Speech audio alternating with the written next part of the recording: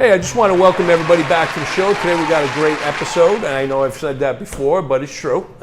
We got some fresh local clams. We're going to do a nice white clam sauce. It's tossing between pappardelle, which is my favorite, but I've been doing a lot of pappardelle at home, so I picked up the Cecco thin spaghetti. The Cecco's always been a favorite of mine. And we're going to top this off today with a little Nduja. Nduja. I don't know if people know what Nduja is. But, I just stumbled upon it a couple of years ago, and I was woofing this stuff down, and I had no idea that it was head meat. I got to tell you, man, being an American, we're not so big on the head meat. I think that's more of a European thing. But, I'm going to eat it today. I don't know about going forward. I have to dive into this and see what's really in there. But we're going to just use this as a garnish, but really what you can do is you can also turn this into the sauce itself, and it adds a nice little kick to it. It's very spicy.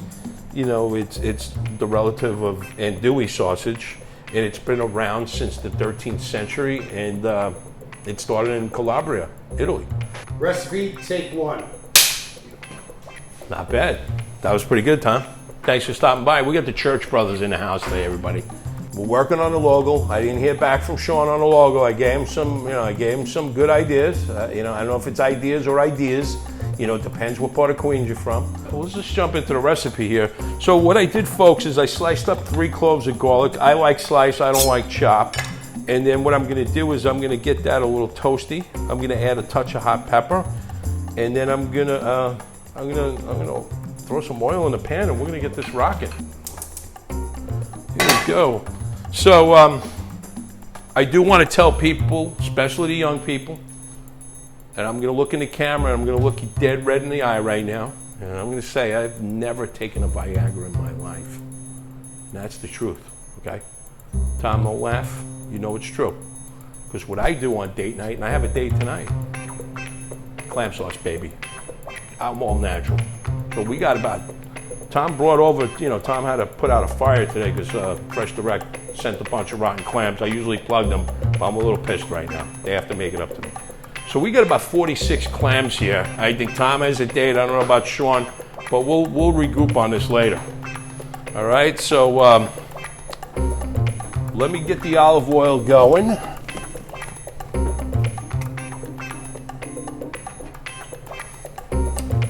And this gets a little messy, folks. I just cleaned my stove, so I always do that for a show because I don't want you to think I'm dirty, and I'm not.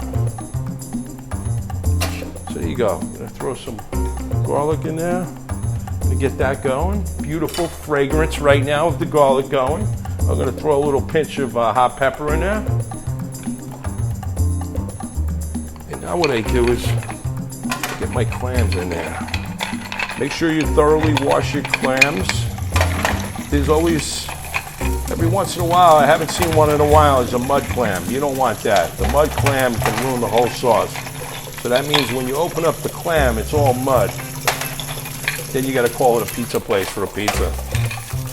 So here we go. We got the clams going in there.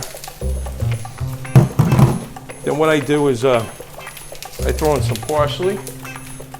Okay. And I just cover that and let that thing go crazy for a little bit. So today we're using the Cecco thin spaghetti. I've been the Cecco fan my whole life. If you brought Ronzoni into the house, you got smacked around. I just take the meat out. Yeah, I cheat a little bit. Sometimes you could show it. You could just put the shells in there. And show the shells as a garnish, which is nice. But lately I've been doing it this way. So what I do is I pluck the meat out, so I don't have to shuck anything, because I don't want to do that. And then I just put the meat back in at the end. And you want to do it at the end because, you work your sauce and then you fold the clams in at the end. This way you're not chewing on bubble gum, because that's what happens. These clams tighten up if you keep cooking them. This is going to go quick, man. We're going to rock here. Nduja! You gotta grab your balls when you say it. Nduja! Your mother! I'm glad that it's spicy because the Nduja will go well with the Abruzzo. The Abruzzo! Abruzzo! Montepulciano. Montepulciano is the one I can always say like I was, you know, legit. It rolls right off your tongue. Yeah, Montepulciano di Abruzzo. But you can't really go heavy on the red wine anymore. I can't go heavy on anything, Tom. I partied enough for 5 lifetimes, man. My heart's somewhere on Las Vegas Boulevard. And my liver. Welcome back, folks. Welcome back to LIC. Summer's almost over.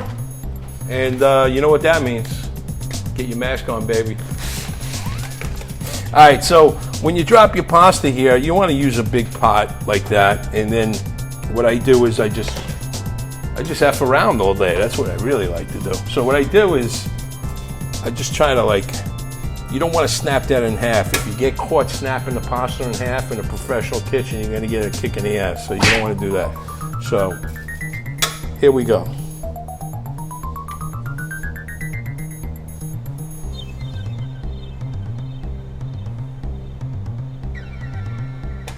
I didn't get that. We'll come back to that.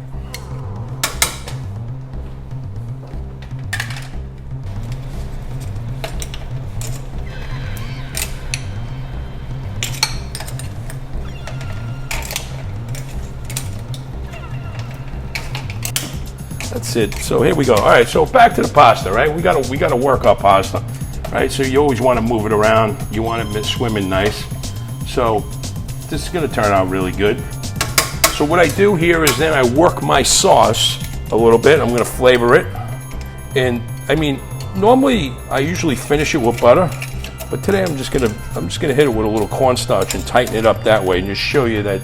That's another way you can do it instead of using butter. Normally in Asian cookery, they use cornstarch a lot to tighten up their sauces. So I'm just gonna throw like a teaspoon in here. This recipe is gonna be great for 3 people. I got a pound of pasta, I got 24 clams, and then somebody taught me this trick a long time ago, and I thought, man, hey man, I'm really learning how to cook. So what I do is to make the slurry is I use a little white wine. Because that's already in the sauce. You want to use a liquid that's already in the sauce. You know what I mean, Tom? Yeah. And so what we do is we mix this up, right? And that's what you call a slurry. And that tightens sauces up. Okay, and it'll give it a nice sauce consistency, and I'll show you that in a minute. I'm gonna keep working my pasta. This is getting nice here. I'm gonna throw my clams back in here. Okay. All right. I told you, Tommy, I always get excited when we're ready to play. Oh, cut that out. Excited. Getting excited here. Clean as you go, always remember that, okay? All right, this looks great. So, Batali, remember Mario Batali? I mean, this guy's gone because of a couple of comments in the kitchen. But anyway, I like Mario Batali. Mario, if you're out there, help us out. But he always likes to use a little pasta water in his sauce, which I'm not against, but I'm not doing that today. He's a good guy, and we're going to see how this comes out. So there you go. I dropped that in. And look, we got a nice tightened sauce here. Look at that. Okay? That's it, dude. Look at that. Now I'm going to shut it off and let that rest. Capiche? How you doing, buddy?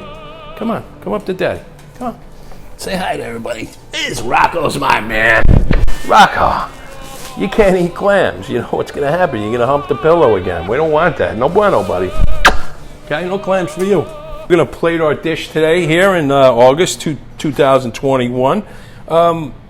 Another pro tip here. Sean, make sure you put that in that pro tip because they like that. It's my secret sauce. It's the truffle salt. I'm made fun of it sometimes using it. But I like to put a little pinch in there. You always want to season your pasta one more time just to get a little pinch in there because, you know, the sauce may dilute the flavor a little bit.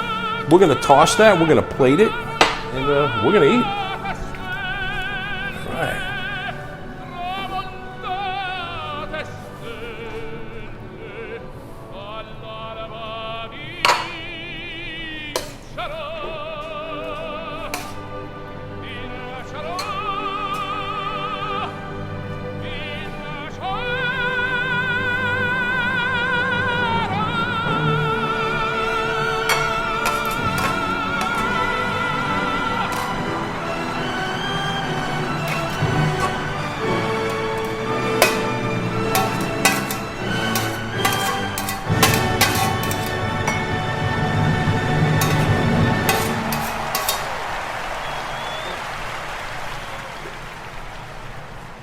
the shit you got to do in the kitchen, because if you give too much to one customer, and they're on the same table, you got to even it out. They'll start crying. I'll send it back.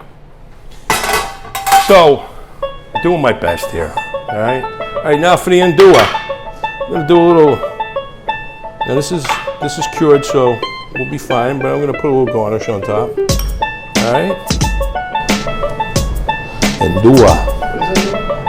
Everybody, I want you to go home today and say Nduja. Say it to your wife. Say, hey, Nduja. Right? You just turn this in now. What you do is when you eat it, Tom, you turn it in. Mix it in a little bit. There's a lot of paprika in there, as you noticed. And then we're gonna eat. Garnish here. Come on.